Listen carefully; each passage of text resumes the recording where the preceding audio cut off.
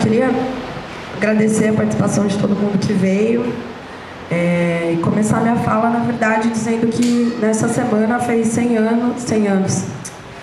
dias do assassinato da Marielle e do Anderson, um assassinato brutal, que segue impune, que segue sem a gente saber quem foram os mandantes, e também segue a nossa indignação com relação a isso. E a certeza de que não vai ser essa polícia assassina e essa justiça burguesa que vai poder dar uma saída para esse caso.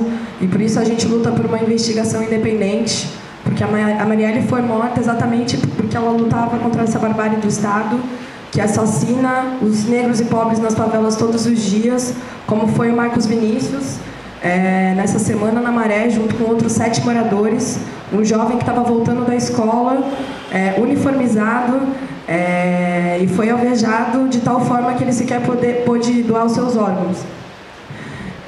Que mostra, na verdade, como esse Estado assassina os negros e negras de forma brutal. Ele foi alvejado por tiros numa operação que estava atirando de cima de helicóptero, né? É um nível de naturalização de brutalidade que a polícia faz operações que atira com helicóptero por cima das casas das pessoas. Na Maré, só em 2018, a cada 3 dias teve uma operação. Ou seja, é uma militarização constante da vida dessas pessoas. A Bruna Silva, que é a mãe do Marcos, ela fez várias entrevistas muito fortes, mostrando sua indignação, segurando a camiseta dele, camiseta da escola suja de sangue, dizendo que esse Estado é doente, que mata a criança com roupa de escola. Ele, inclusive, ao morrer, perguntou: será que eles não viram que eu estava com o uniforme da escola? E eu queria repudiar também essa direita nojenta que inventa calúnias e a cada criança, a cada pessoa morta na favela tenta justificar o injustificável. Além de naturalizar a violência policial, os assassinos policiais ainda tenta naturalizar, ainda tenta colocar como se fosse explicitamente, como se fosse caluniando, como se ele fosse bandido, como se isso por si só pudesse ser uma justificativa para a forma que a polícia mata nas favelas. A Bruna colocou, a mãe dele, que essa camiseta vai ser um instrumento de justiça. E eu acho que esse tem que ser o espírito para todos nós, para cada um, que esse Estado racista e essa polícia matou e segue matando impunemente. A gente chamou essa atividade para poder discutir essas coisas e, ao mesmo tempo, debater, frente a 2 anos de aprofundamento do golpe institucional, como a gente dá uma saída anticapitalista para o que está acontecendo, quais balanços a gente faz do que tem acontecido, das lutas, dos processos de luta e das alternativas que têm sido colocadas no último período. A gente acha fundamental, na verdade, debater isso, ainda mais no Estado como o nosso, onde a crise política, social e econômica é mais forte, né? A gente veio de um período de ataque ao conjunto dos servidores públicos, por meses sem salários, ataque à universidade pública como a UERJ, a UESA, a UENF, que ficaram meses sem financiamento, atrasando o salário dos servidores, e onde também se expressam as medidas à direita da burguesia, como a intervenção federal. Vou aqui minha cola. O golpe institucional, ele mostrou, na verdade, que a burguesia, que o imperialismo, que a burguesia nacional queria buscar uma outra saída para a crise, uma saída que, inclusive, onde não cabia mais nem a política de conciliação de classe do PT. A gente sabe que o PT, também nos seus governos, também atacou a classe trabalhadora, tanto no governo do Lula, se aprofundou no governo da Dilma, aprovou leis como a Lei do Serra, que avançaram na privatização da Petrobras, e que o PT assumiu os métodos da direita, os métodos de corrupção, mas, ao mesmo tempo, a gente também vê que aqui no Rio de Janeiro, diante dessa crise importante que a gente passou nos últimos anos, a esquerda, como o PSOL, que tem um peso superestrutural enorme, aqui é o lugar onde eles têm mais peso no país, também não serviu como alternativa para dar uma saída tanto para a crise política quanto para a crise econômica do Estado. Portanto, queremos debater aqui, desde uma perspectiva revolucionária e anti-imperialista, como é fundamental a gente ter uma política baseada na independência de classes e uma política que tenha uma estratégia baseada numa política anti-imperialista e na independência de classes.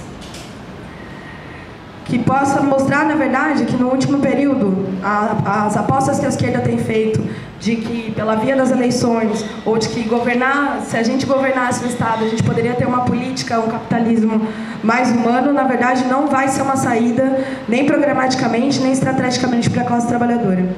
O golpe institucional, com o imperialismo, mostrou que, na verdade, escancaradamente, tiraram a Dilma junto com o judiciário, com a mídia, tiraram a Dilma, depois avançaram para prender o Lula, que para nós, mesmo não defendendo o PT, mostra que é uma medida do judiciário intervindo na política, tirando um direito mínimo, que é o direito das pessoas poderem votar em quem quiser, mostra o aprofundamento do golpe, mostra, na verdade, que a Lava Jato veio se alçando, né, se amparando no repúdio popular que tem a corrupção, que a Lava Jato veio, na verdade, para poder roubar ainda mais a Petrobras, avançar na sua privatização, colocar o judiciário intervindo na política, e que ela para nada resolveu os problemas da corrupção no nosso país, que a gente sabe que é intrínseco ao capitalismo, intrínseco dessa economia, que na verdade veio para aprofundar, claramente como uma medida imperialista, para aprofundar a privatização da Petrobras, e que veio para ser uma intervenção na política, e por isso a gente, desde sempre, como alternativa independente do PT, denunciou a Petrobras como uma medida imperialista, denunciou o golpe institucional, denunciou a prisão arbitrária do Lula e denunciou a Lava Jato, mostrando que não vai ser o Sérgio Moro que vai dar uma resposta à corrupção, não vai ser o Sérgio Moro e essa justiça, que é a mesma justiça que mantém impune os assassinatos da Marielle, que mantém o Rafael Braga preso, que não vai ser esses setores que vão dar uma saída de fundo para o nosso país. Mas, ao mesmo tempo, a gente denunciou esse golpe institucional mostrando que ele veio não só para tirar o PT do poder, ou que ele veio porque o PT foi o governo que permitiu estruturalmente melhorias de condições de vida da classe trabalhadora. Esse golpe ele veio para muito além do que tirar o PT, veio para aprofundar ataques mais profundos, como a gente viu no último período, como a reforma trabalhista, como a lei da terceirização irrestrita, como a PEC do teto dos gastos, e uma série, tentaram aprovar inclusive a reforma da Previdência, uma série de outros ataques, a privatização desenfreada da Petrobras. E nesse período a gente sempre alertou como o PT e o PCdoB não deram batalhas fundamentais para poder combater o golpe e para poder combater os avanços que a direita vem dando nesse último período. Teve o golpe institucional, depois teve a prisão arbitrária do Lula, se aprovou uma série de ataques, a classe trabalhadora mostrou sua força no 15 de março, mostrou sua força na maior greve geral do país, no dia 28 de abril, e de lá para cá o que o PT e o PCdoB, que dirigem as principais centrais sindicais do país, fizeram foi manter uma trégua com o governo, cancelando 2 greves gerais e abandonando totalmente a perspectiva da luta de classe, entregando, na verdade, a possibilidade dos trabalhadores e a sua disposição de luta para enfrentar os ataques, entregando totalmente isso numa trégua, porque a gente sabe que o objetivo final do PT e do PCdoB é capitalizar eleitoralmente os ataques do Temer, é poder dar uma saída eleitoral, mesmo que isso signifique que os trabalhadores estejam totalmente atacados no final desse processo. É assim nacionalmente, nos sindicatos, nas centrais sindicais, é assim também nas universidades e na juventude, né? Eu estudo na UERJ, nos últimos anos, como entidade dirigida por 5 anos pelo PT e pelo PCdoB, a gente vê que, na verdade, o que eles fazem é aparecer quando faz eleição, né, aparecer nos processos eleitorais para poder se eleger e totalmente não ser uma ferramenta de luta para os estudantes, ou seja, impor uma paralisia no que deveria ser uma ferramenta dos estudantes e da classe trabalhadora como sindicatos. Porque o único cálculo para eles é o Lula 2018 ou qualquer saída eleitoral que eles possam dar.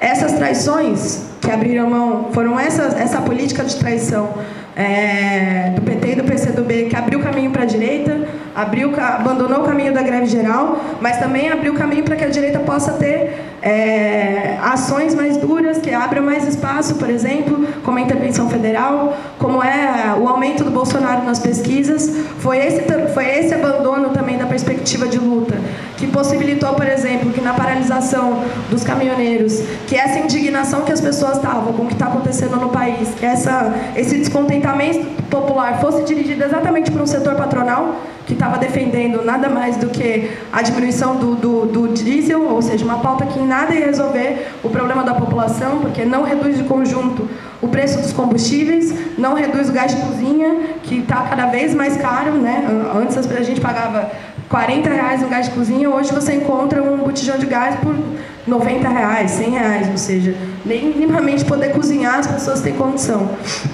E essa patronal, na verdade, que levou à frente esse movimento, inclusive com o peso da demanda da intervenção federal, que inclusive ajudou a fortalecer o Bolsonaro, esse descontentamento popular deveria estar sendo levado pela esquerda, exatamente para canalizar isso pela via da luta de classe. E o que ela fez, na verdade, foi embelezar o processo, ignorar que ele estava sendo dirigido pela patronal e não se colocar mais uma vez, seja pela greve dos petroleiros ou seja pela via da luta de classe de outros processos de luta que estavam acontecendo, como uma alternativa para esse descontentamento popular.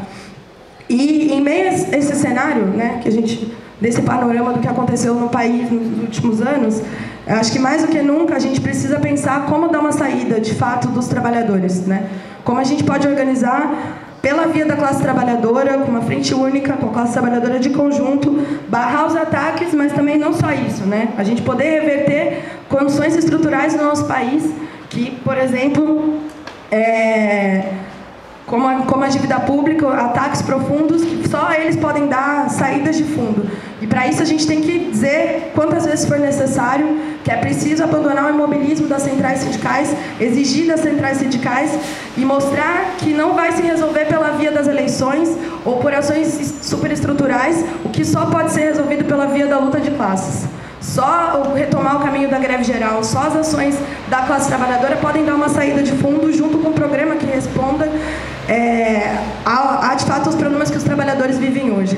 Essa não é a perspectiva que a esquerda está adotando, né? O pessoal, inclusive, vem repetindo muitas vezes os erros do PT, e isso é impossível se a gente não levanta um programa que, de fato, faça com que os capitalistas paguem pela crise. A gente vem fazendo uma campanha em defesa da Petrobras, 100% estatal, sob o controle dos petroleiros, com controle popular, pelo não pagamento da dívida pública, exatamente para que esse dinheiro que é roubado, né, dessa dívida, que é ilegal, ilegítima, que esse dinheiro que está sendo roubado, ele possa ser efetivamente investido em saúde, em educação, que ele possa estar a serviço das necessidades da população, que esse dinheiro seja investido para isso, para que seja de fato os capitalistas que paguem por essa crise.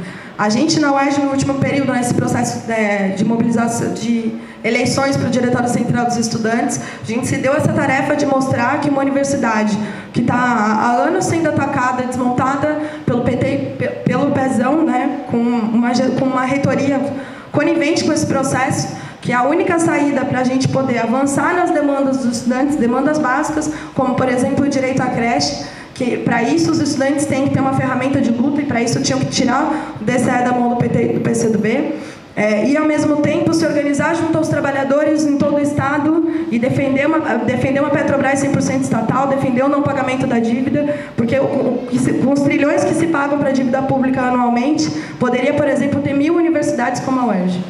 1000 universidades, que poderiam possibilitar que milhares de jovens e trabalhadores pudessem efetivamente estudar numa universidade pública, pudessem dar uma alternativa para que a gente tivesse bolsas no valor que realmente sustente os estudantes dentro da universidade, bandejão em todos os campos, ou seja, políticas de permanência que permitam que a universidade não seja só a universidade mais popular do país, mas que ela, de fato, mantenha os estudantes dentro dela, para que a gente possa, inclusive, colocá-la a serviço da classe trabalhadora, disputando o seu conhecimento. Nós demos essa batalha, e queria, inclusive, saudar todo mundo que participou desse processo, porque, apesar de a gente não ter conseguido tirar a máquina de fraude que está encastelada, né, no DCE, que seguiu, né, venceu as eleições no último período, a gente fez uma excelente eleição, com excelente resultado em vários cursos, principalmente nos cursos onde a gente da Faísca estava na linha de frente, tipo, constrói trabalho de base há muito tempo. Acho que essa é outra perspectiva fundamental e de lição que a gente tira. A esquerda abandonou o trabalho de base nas suas estruturas. Essa perspectiva que a gente deu de batalha foi para mostrar para os estudantes que não tem alternativa para a UERJ por fora de ter um programa anticapitalista para isso. E a gente mostrou para toda a esquerda, inclusive para o PT e para o PCdoB, que esse é um diálogo que os estudantes entendem, que esse é um diálogo que os estudantes são capazes de defender e que essa é a única saída possível. Inclusive, isso permitiu, por exemplo, que eu me elegesse conselheira para o Conselho Universitário, que também é uma conquista para a gente estar nesse espaço que é antidemocrático, para denunciar essa estrutura de poder, denunciar que é preciso ter uma universidade, para ter uma universidade ao serviço da classe trabalhadora, precisa acabar com esse Conselho Universitário, com essa reitoria. E mostrou, na verdade, que uma parcela do movimento estudantil quer construir uma alternativa para o movimento. Essa batalha que a gente está dando na UERJ é uma batalha que tem que ser dada em todas as estruturas. Exatamente porque a gente está num momento de conjuntura eleitoral, onde há saídas fáceis, onde todo mundo acha que as saídas fáceis vai ser pela via eleitoral. E nós temos que dizer que sem um programa anticapitalista isso não é possível. Essa campanha do não pagamento da dívida pública e em defesa da Petrobras 100% estatal é uma campanha que a gente está organizando em todos os lugares e que a gente quer chamar todo mundo a construir ele com a gente, porque são parte de dar uma resposta de fato anti-imperialista e de independência de classe para o que está acontecendo no país. E queria fazer esse chamado, que é a batalha que a gente da Faísca está fazendo, do Quilombo Vermelho, do Pan Rosas, do MRT, é a batalha que a gente está se dando para chegar em mais milhares com Esquerda Diário, enfim, é a batalha que a gente quer colocar para cada um de vocês aqui, para aprofundar na discussão com o Leandro, que é petroleiro, que veio aqui para discutir mais profundamente com a gente a questão da Petrobras e esse programa que a gente está colocando, enfim, e é um pouco desse debate que a gente quer abrir aqui com vocês hoje. Obrigada. Boa tarde. É bom poder estar aqui para debater, ouvir também o que estão pensando. Eu vou fazer uma fala tentando aprofundar o que a gente está defendendo no Esquerda Diário e a importância disso. Para ficar um pouco menos confuso, para ficar mais didático, falar assim, vai ter meio que 4 partes do que eu vou falar. Primeiro, tentar relacionar a importância disso com o que a gente está vivendo agora, esse programa em relação à Petrobras e à dívida, não só porque tem um roubo gigantesco das riquezas do país, mas como resposta concreta ao que está acontecendo agora, uma primeira parte. Uma segunda para aprofundar como que é esse roubo. Uma terceira é um pouco mais em polêmica, com outras posições. E uma quarta aprofundando efetivamente o que a gente defende. Então, começando pelo que eu falei como primeiro. Como a Cacau falou, a gente fala que o golpe ele veio para aprofundar ataques que o PT já fazia. Ele também veio, de um outro ponto de vista, relacionado a esse, para aprofundar uma submissão ao imperialismo que já acontecia. Para dar um exemplo, no final do governo Dilma, teve um projeto de autoria do Serra, que foi acordado com a Dilma e com o Renan Calheiros, para retirar a obrigatoriedade da Petrobras operar os campos do pré-sal.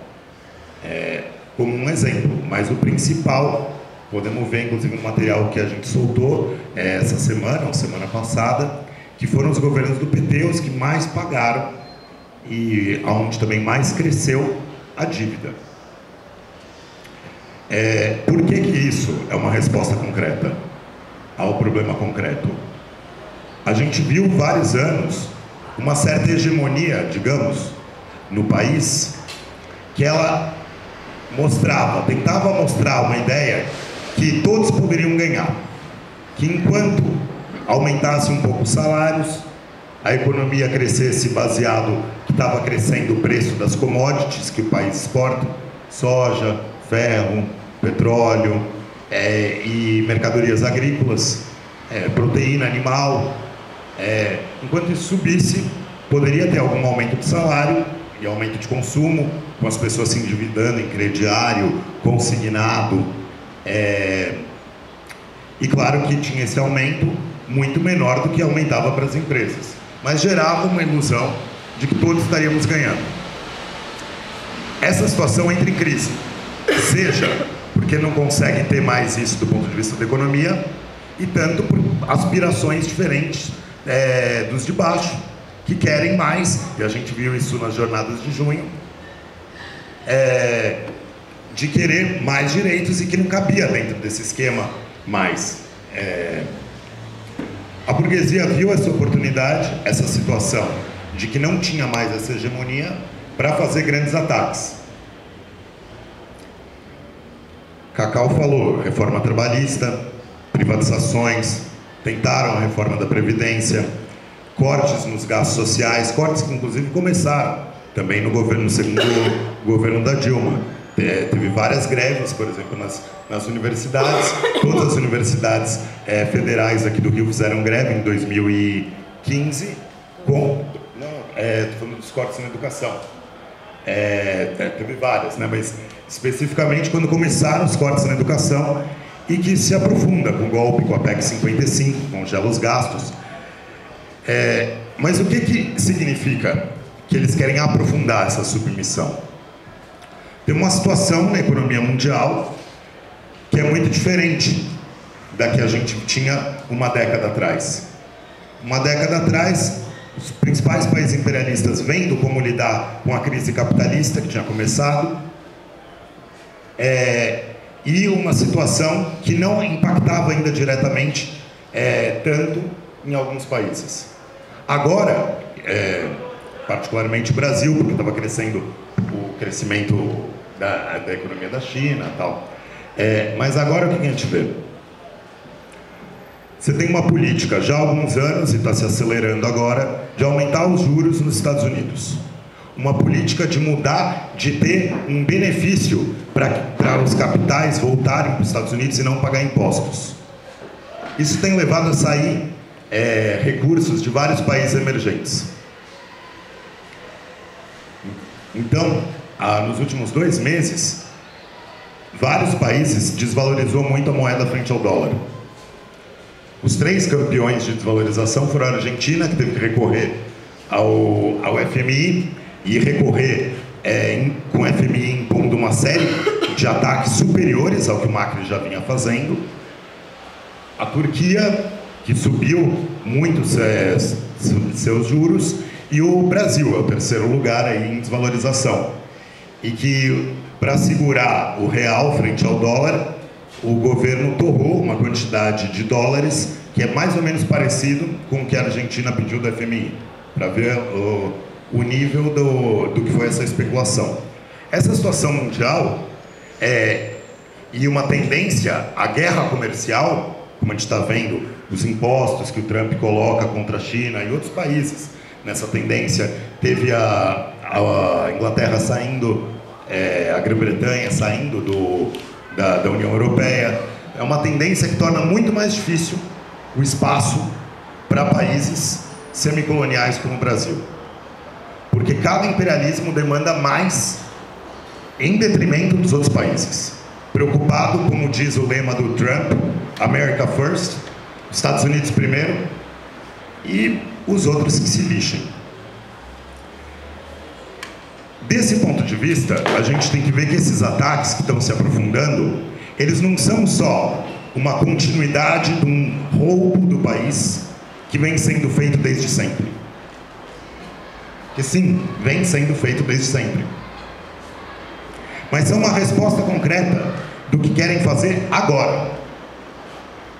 Agora eles olham e falam assim: a economia brasileira não está mais crescendo, mas a dívida não para de crescer. Como que vamos fechar essa conta? Porque tem que continuar indo dinheiro para o bolso dos donos da dívida. Aí vem um organismo imperialista, a OCDE, que reúne as maiores economias do mundo e fala assim: bem, a resposta para um país como o Brasil é muito mais do que já foi feito até agora. Não basta a PEC 55. Talvez tenha que tirar a obrigatoriedade dos gastos de saúde e educação. Privatiza tudo, ou deixa só um mínimo. Olha, a reforma da Previdência do Temer é boa, diz a OCDE, mas ela ainda não dá conta do que precisamos. Precisaríamos que as aposentadorias pagassem mais ou menos R$500. Ou seja, fome. Para quê? Para garantir que continue esse roubo. Esse programa, ele é defendido não só pela OCDE. Vários candidatos defendem alguns elementos disso. O principal assessor do Alckmin, chama Pércio Arida, ele defende várias dessas coisas que a OCDE fala, que era isso que era necessário fazer. O assessor econômico do Bolsonaro, Paulo Guedes, ele fala que tem que privatizar tudo que for possível para seguir pagando a dívida. E de um outro ponto de vista, se a gente vê o manifesto que vários partidos que se dizem de esquerda, começando pelo PSOL, mas que inclui PSOL, PCdoB, PT, PSB e PDT, fizeram um manifesto que chama Manifesto Unidade para Reconstruir o Brasil, que coloca como uma das principais coisas para reconstruir o Brasil, em meio a bastante demagogia de soberania, etc., que tem que ter responsabilidade fiscal. Mas o que significa responsabilidade fiscal? Significa justamente esses cortes na saúde, significa a reforma da Previdência e significa muito mais no marco que a economia não cresce. E mesmo que às vezes eles achem alguma estatística, cresceu 1%, o desemprego segue em 13%, segue atrasando salários em vários estados, do funcionalismo, né, principalmente. Essa situação demanda, do ponto de vista capitalista, para conseguir continuar esse roubo, que aprofunde esses ataques.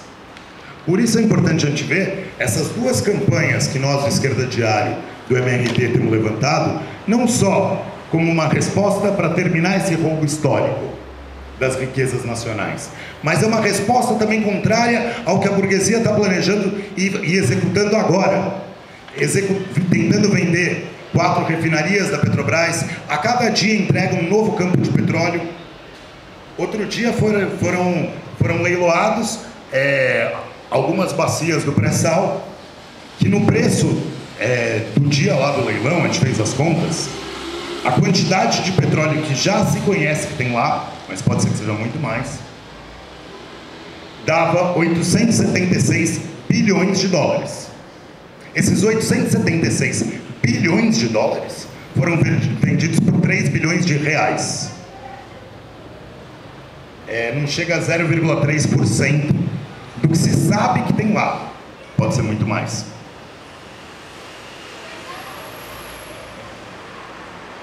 Então, esse é um pouco de um primeiro ponto que eu estava querendo dizer. Essas campanhas dizem respeito não só a terminar um roubo histórico, que eu vou tentar explicar, mas são respostas anticapitalistas, anti-imperialistas, ao que a burguesia está executando agora. E que o PT, o Ciro, se propõe, de outro modo, a continuar isso. Porque se o principal do plano passa por manter responsabilidade fiscal, eles estão se preparando para fazer um governo que, na melhor das hipóteses, vai ser tipo o segundo governo da Dilma, de cortes, de ataques, se não for muito mais do que um segundo governo da Dilma, porque a situação econômica é pior, a situação mundial demanda mais, os imperialismos querem saquear mais. Então, estamos numa situação que precisamos debater e ganhar força para ter uma resposta radical e revolucionária a esse programa que a burguesia está buscando implementar. Para entrar no segundo elemento aqui, vamos dizer, para entender esses mecanismos. Vou tomar um gole d'água.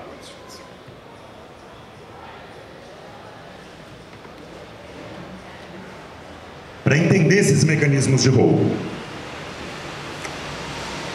O roubo do petróleo acho que é um pouco mais fácil da gente entender, né?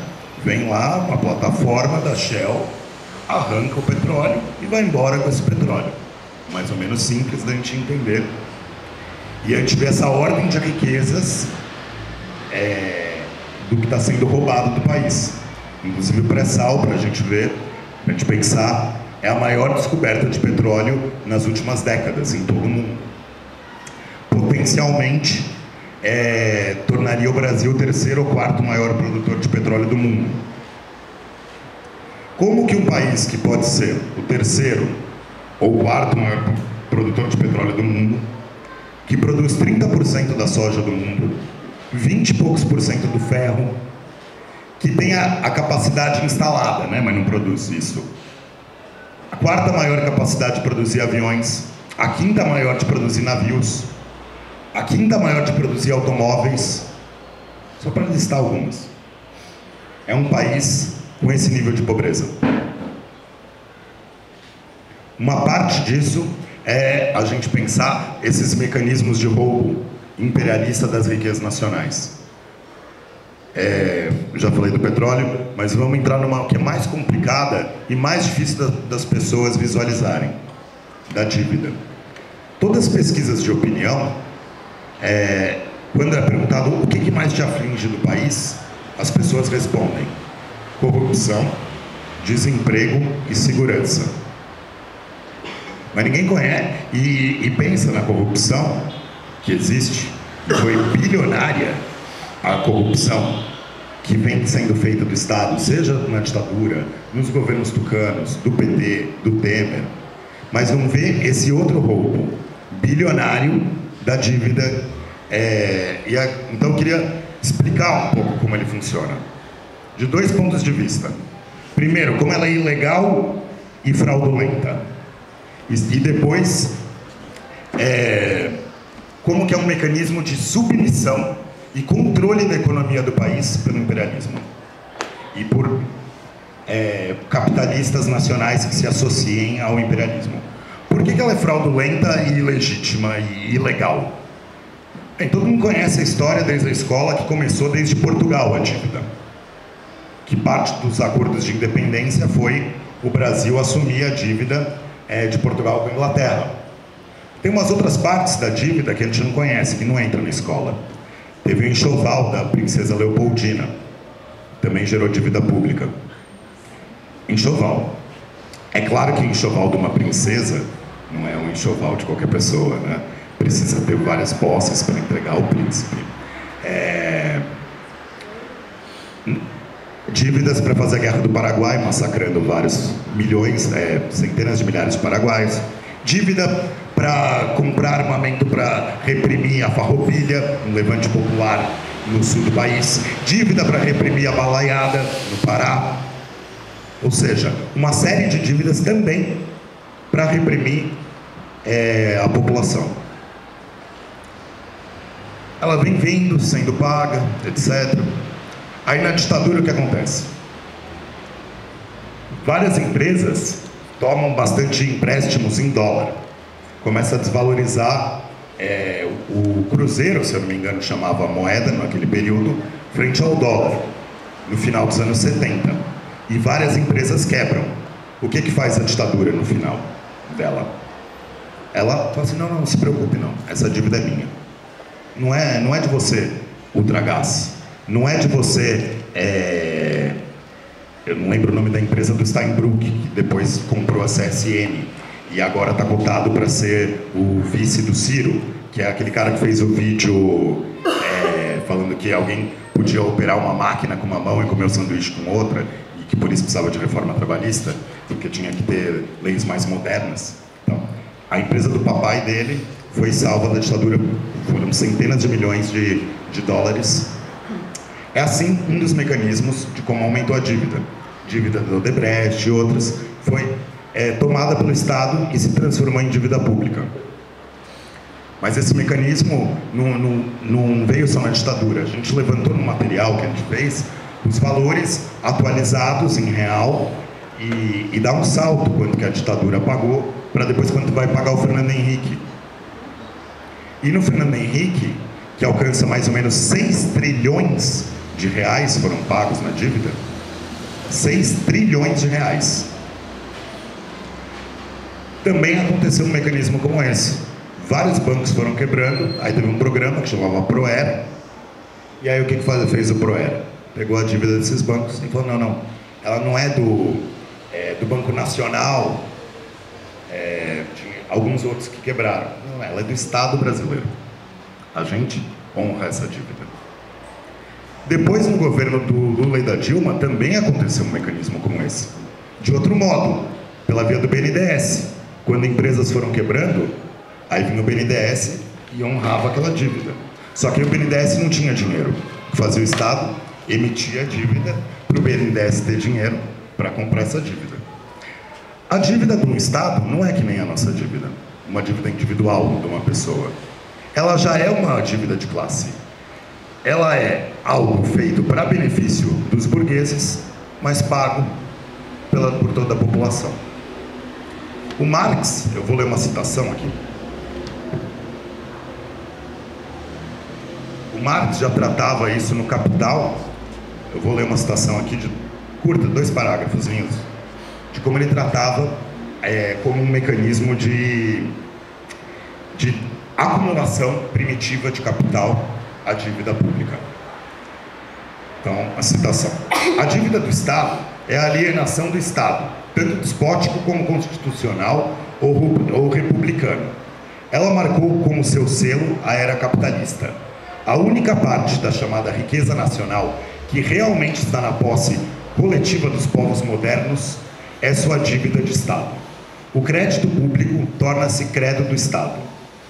E com o surgir do endividamento do Estado, vai para o lugar do pecado contra o Espírito Santo, para o qual não há nenhum perdão, a blasfêmia contra a dívida pública. A dívida pública tornou-se uma das mais enérgicas alavancas da acumulação original. Com o toque da varinha mágica, reveste o dinheiro improdutivo de poder procriador e transforma-o assim em capital, sem que, para tal, tivesse necessidade de se expor às canseiras e riscos inseparáveis da sua aplicação industrial e mesmo usurária.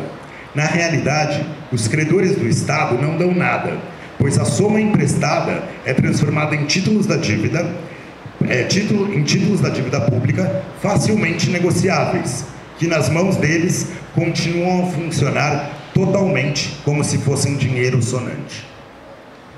Aqui ele já mostra, inclusive, esse caráter de um dinheiro que não precisa nem se dar o trabalho de ter que investir num empréstimo ou numa fábrica, num comércio. Ele dá um dinheiro que vira um papel e ele negocia esse papel e recebe dinheiro de volta. Para dar um exemplo simples, para tornar compreensível isso. Vai o Estado e fala assim, eu quero 1.000 por esse papel. Aí vem um banco e dá 1.000 por esse papel, em troca de uma promessa que daqui a um ano ele vai ser pago 1.100. Vamos dizer assim, simplificando. Só que ele deu 1.000 e o Estado prometeu, não, daqui a um ano eu pago 1.100. Aí esse banco pega esse papel e vai na Bolsa de Valores e fala assim, olha, tenho aqui uma promessa do Estado que ele vai pagar 1.100 ano que vem. Quem quer comprar de mim? Eu vendo por 1.050. Alguém vai lá e compra por 1.050 essa promessa de receber 1.100. O banco lucrou 50 aí, assim ó, do nada. É um mecanismo de acumulação de capital, como disse o Marx. E esse mecanismo ganhou uma importância gigantesca. Esse mecanismo de circular a dívida movimenta por mês, no Brasil, R$1 trilhão. A gente colocou no panfleto que é entregue, pago efetivamente por ano, 1 trilhão. Mas só essa troca de mãos vai também 1 trilhão por mês. É um gigantesco mecanismo da acumulação de capital no país. 72% de toda a poupança do país, de todas as classes, o pequeno dinheirinho que um trabalhador consegue guardar, ao dinheirão que um burguês expropria do trabalho dos trabalhadores, 72% disso vai parar na dívida. 72% disso. E como que ela funciona? Bem, ela veio aumentando, fazendo dívida privada, inclusive de dotes de princesas, e dinheiro para reprimir levantes populares, virar coisa que tem que pagar. Ela é completamente uma fraude. A gente levantou uns números, nós do MRT, do Esquerda Diário, e não tem como ter certeza efetivamente dos números. Se você olhar no Tesouro Nacional, ele te dá um valor de quanto é a dívida e quanto que ele paga por ano, por mês, por dia. Você vai no Banco Central, tem outro, e eles não somam. E tem coisa que está repetido, tem coisa que some, e tem coisa que a gente não vai saber aonde está efetivamente. é feito para ser fraudulento, para ser um roubo do país. Então, esse é um primeiro aspecto de como ela é ilegal e fraudulenta, que eu queria dizer. Um outro é para a gente ver como é um mecanismo de submissão e controle do conjunto da economia nacional para garantir essa acumulação. De dois pontos de vista isso acontece. Eles criam leis, como diz o Marx, que torna que qualquer blasfêmia, de você questionar isso daí, um crime, da mais alto crime contra a religião, digamos. Leis como, por exemplo, que quando privatiza alguma coisa, vocês sabem para onde vai esse dinheiro? Vai, por lei, para a dívida. Vende Eletrobras, o que vai fazer com isso? Escola? Vai para a dívida. Vende campo de petróleo para Shell, para Total? Dívida. Lei de responsabilidade fiscal. Ela coloca um limite de quanto o Estado e os estados e municípios podem gastar em salário, em educação, em saúde, e que tem que ter um teto. Por quê? Para garantir que vai pagar a dívida. Essas leis mostram como submetem a economia a esse objetivo de usurpação, de roubo. Mas também tem outros mecanismos de como eles fazem isso. Copiando os Estados Unidos, que os Estados Unidos tem um mecanismo lá, que o Banco Central deles, o Federal Reserve, criou, que ele negocia a dívida americana com 23 bancos. 23. Esses 23 que vão lá e vendem a quem quiser comprar. Ele não vende dívida para qualquer pessoa. Ele vende para esses 23. O Brasil também criou um mecanismo assim. São 12. Alguns deles imperialistas. Tem lá o Santander, Citigroup, JP Morgan, Credit Suisse. E também tem Itaú, Bradesco. Alguns outros, Safra. Como que funciona isso? O Estado vai lá e fala assim: Itaú, eu estou precisando de R$1 milhão. Aí o Itaú fala assim: olha, eu te ofereço, se você me garantir 10%. Aí o Estado fala assim: não, não quero, não vou te pagar 10%. Deixa eu ver se o Bradesco não me vende por 9%. O Bradesco fala: não, 9 não. 9,8% pode até ser. Aí tal, emite o papel. E aí o Bradesco, que vai para o papel, para o mercado vender. E ganha desse jeito que nem eu dei ali do exemplo, do 1.100 e 1.050. O Estado brasileiro escolheu que tem 12 bancos, vários deles imperialistas, que ele privilegia e eles que determinam quanto que é os juros que eles querem. É assim que a gente entende, por exemplo, o que está acontecendo agora na economia. A Bolsa de Valores cai, o real desvaloriza, por quê? Por um lado, eles querem pressionar para ver se eles conseguem ter um candidato que seja um bom defensor da continuidade do programa do golpe, mas por outro também garantir que vai aumentar quando eles conseguem roubar do país. Como que eles fazem isso? A dívida brasileira, estou simplificando um pouco, grosso modo, ela tem 3 tipos de dívida. Fora, vamos assim dizer, a duração dela, curto prazo, médio prazo, mas você tem dívida a um valor fixo. Você tem dívida, valor fixo assim, né? 10% daqui a um ano, já está determinado que é 10%. Você tem uma que é um rendimento fixo, mais a variação cambial, a valorização da moeda, do dólar, e tem um outro que é relacionado à inflação. Aí o que fazem os bancos? E o que faz o imperialismo? Ele retira dólar do Brasil. Isso faz o dólar ficar mais caro em relação ao real. Quem tem dívida que vai ganhar mais, que ela está atrelada ao dólar, vai ganhar mais dinheiro com essa dívida. Como que ele faz então para segurar o dólar aqui e o dólar não ir embora? Ele tem que emitir outra dívida a um preço fixo mais alto, aumentando os juros. Para que o capitalista fale: não, tudo bem, se você me der 12, eu fico no Brasil. Por 10 eu não queria, mas por 12 eu fico.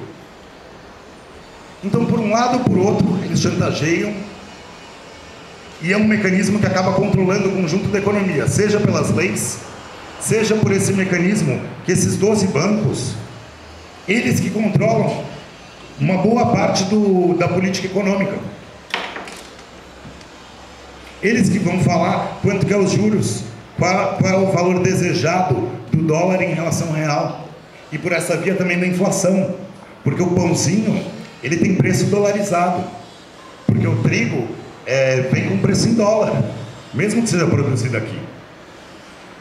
O frango, a carne, varia o dólar, varia o preço dele, porque ele também está dolarizado, porque o frango vai comer soja que pode ser exportada em dólar.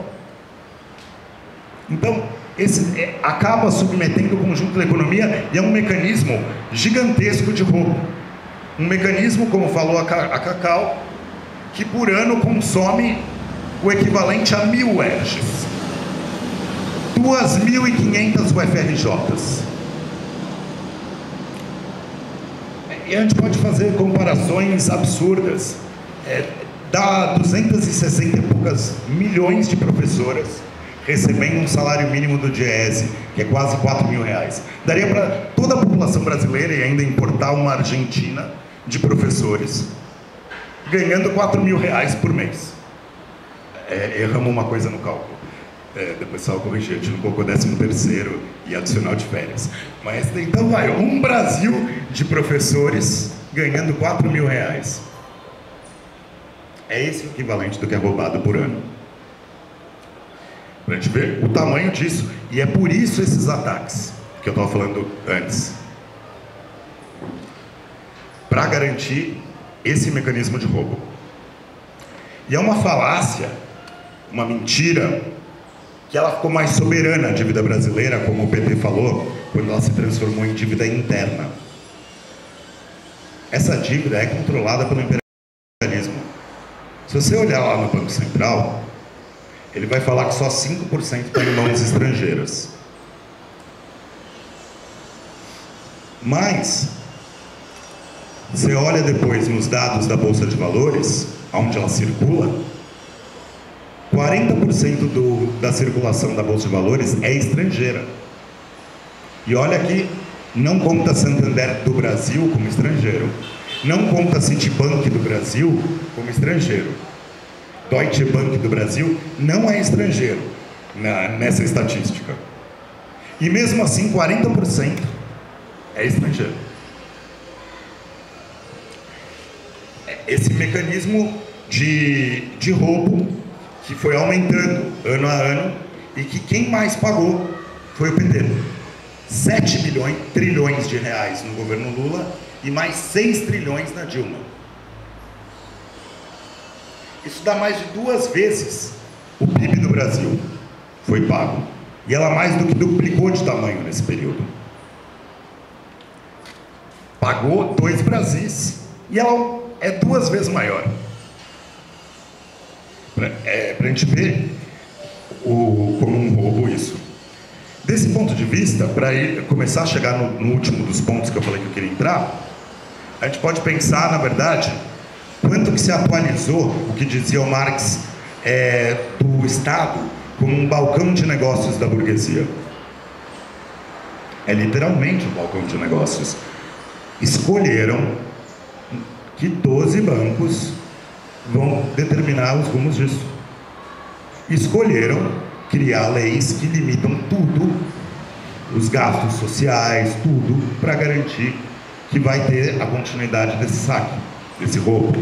Acho que a gente tem que falar roubo, latrocínio, palavras mais claras, assim, do que as pessoas entendam, para ver que é o nível de criminoso que é isso. Saque. É que saque, não sei, parece saque de banco, né? Apesar de ser o termo histórico que a gente usa, né? É melhor um roubo, assalto, furto. Bem, se o Estado é organizado assim como esse balcão de negócios, e eles controlam os rumos da economia como um todo, usando isso, determinando quanto é os juros, quanto que é o dólar. Eu não falei isso para não ficar muito complicado, mas também quando o Banco Central quer diminuir o preço do dólar, ele vende dólar também para 12 bancos. Ele também criou um mecanismo de monopólio por decreto. Que ele não pega dólar e vai na praça pública oferecendo dólar para ver se abaixa o dólar. Não, ele oferece para 12 bancos. Aí esses 12 bancos guardam. E quando for conveniente a eles, da melhor maneira que for conveniente a eles, eles colocam no mercado isso daí. Isso daí não é reformável, um Estado que está controlado desse jeito, para fazer esse saque.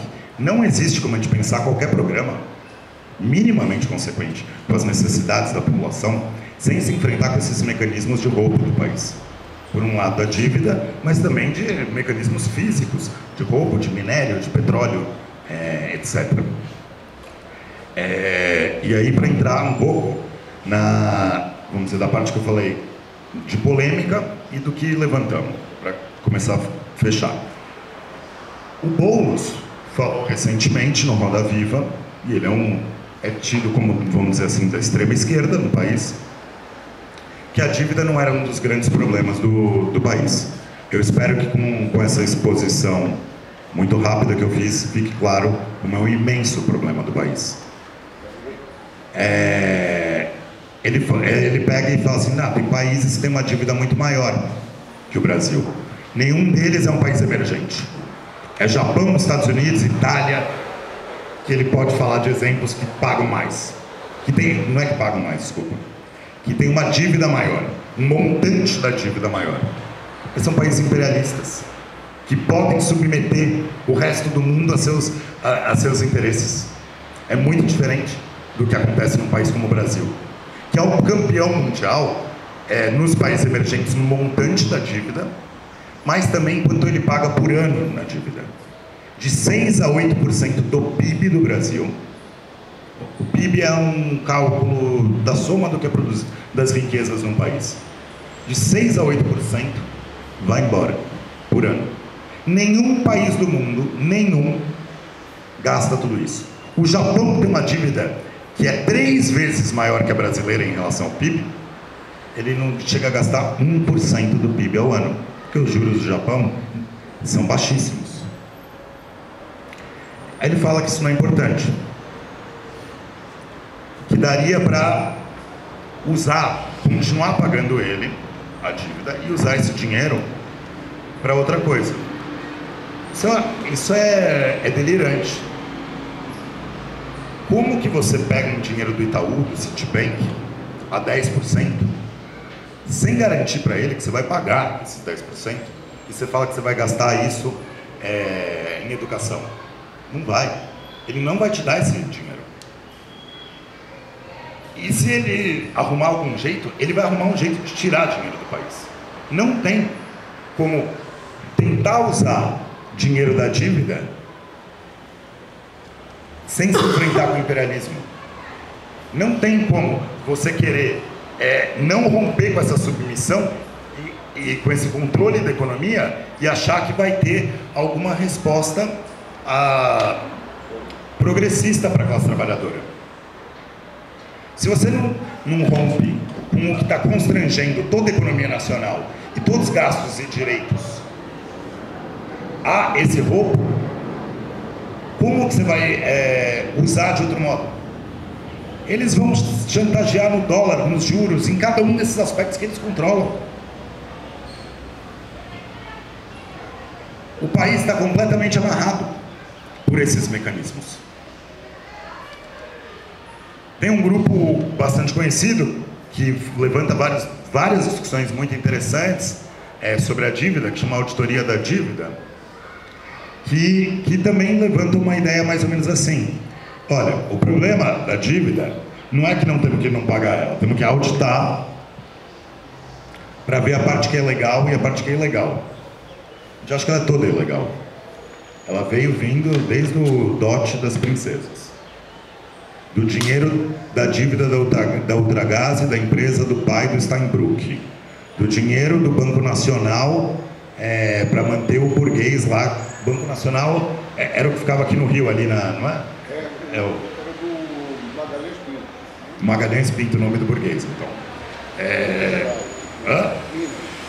Minas. Em Minas? Bem, teve vários bancos nos 90 que foram salvos assim, os burgueses salvos assim. Depois, nos anos 2000, com o PT. Ela é toda ilegal. E não tem como você separar, que você vai pegar uma parte e por determinação sua você vai pagar juros menor. Esse dinheiro vai embora. O Estado brasileiro não vai poder chegar no mercado e falar assim, eu quero vender por 7, não por 10 a dívida. Se eles estão acostumados a ganhar por 10, qual burguês vai oferecer por 7? Nenhum.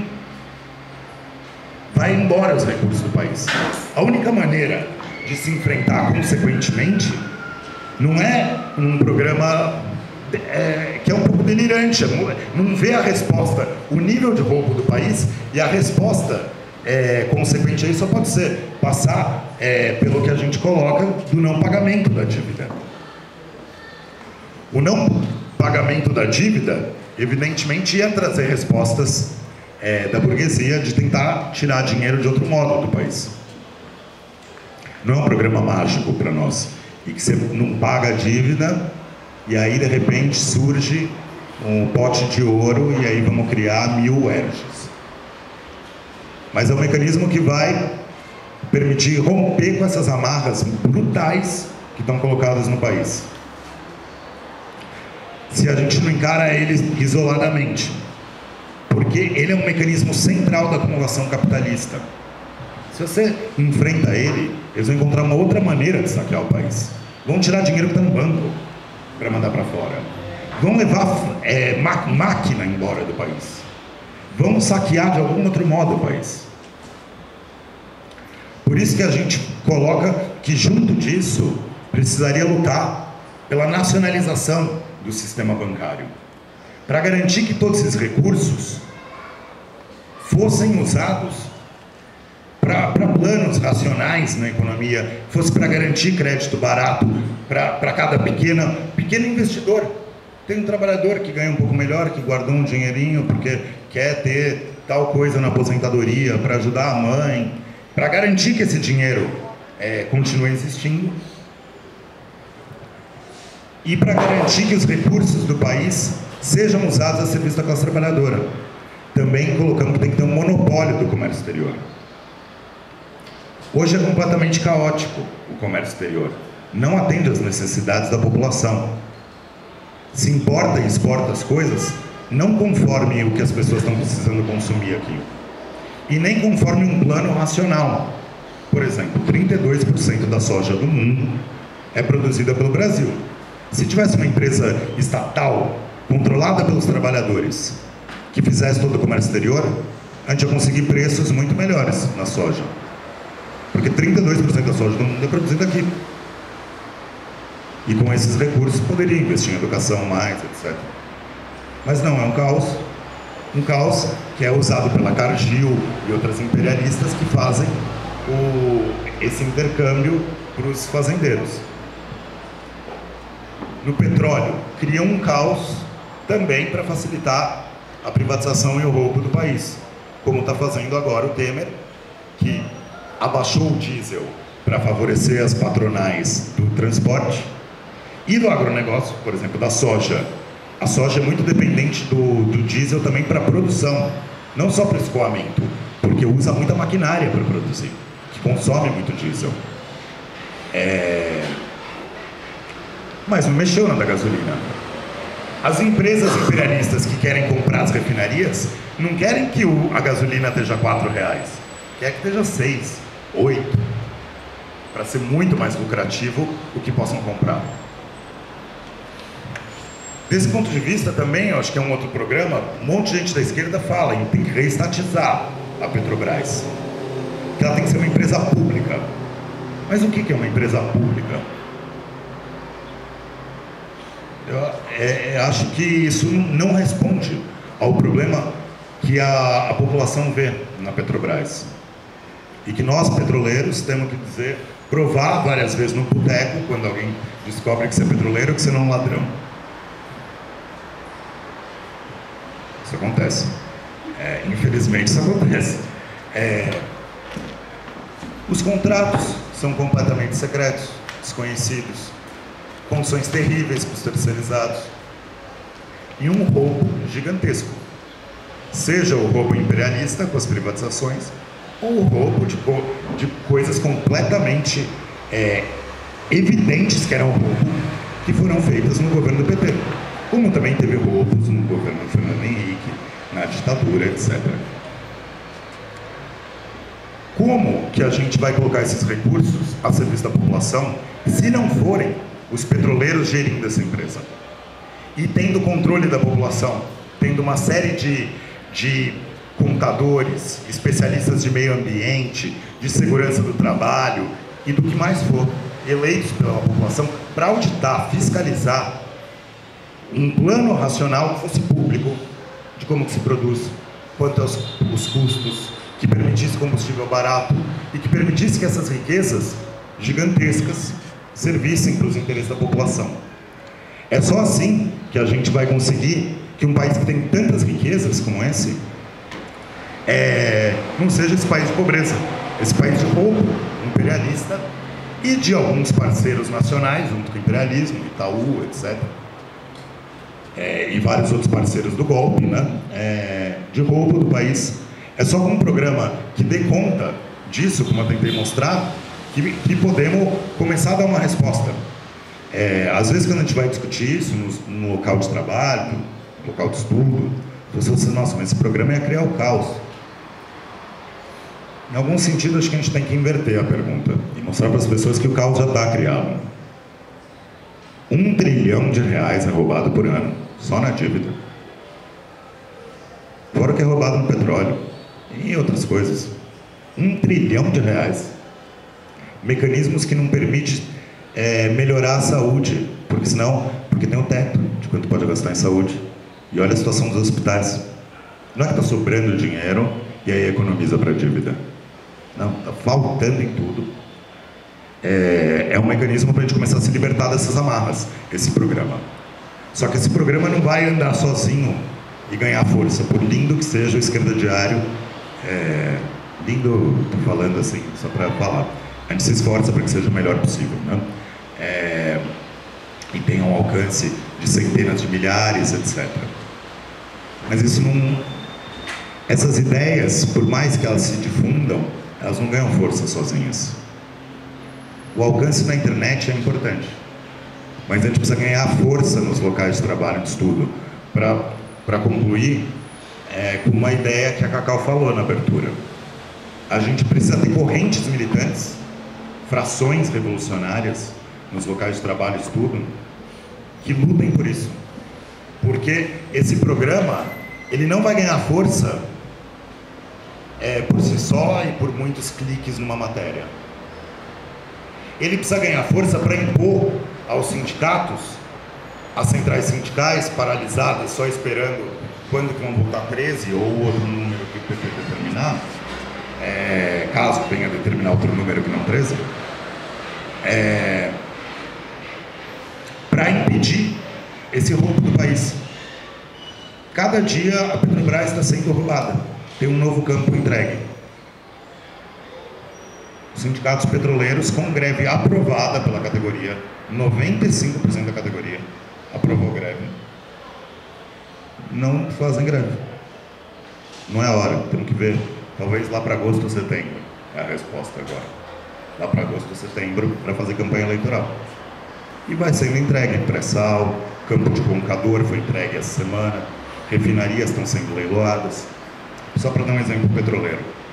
Precisamos de frações revolucionárias que imponham esse programa na UERJ, na FRJ, na Petrobras, na SEDAI, entre professores, para a gente começar a responder a esse roubo que acontece no país e começar a abrir um outro caminho que, infelizmente, não é oferecido pelo restante da esquerda, que naturaliza esse roubo. Como eu disse, como é o caso do próprio Boulos, que não vê a dívida como sendo um problema muito importante no país, e para a própria Petrobras não dá uma resposta que permita a gente colocar esse controle, essas riquezas a serviço da população, porque só estatal a gente já viu no caso do PT. E como que a gente ganha apoio da população? Mostrando que ela pode ser gerida de outro modo, que a Eletrobras pode ser gerida de outro modo, a SEDAI, etc. Essas são algumas ideias que eu quis colocar para fundamentar a importância agora, por quê e para quê desse programa que a gente vem defendendo e abrir para o debate.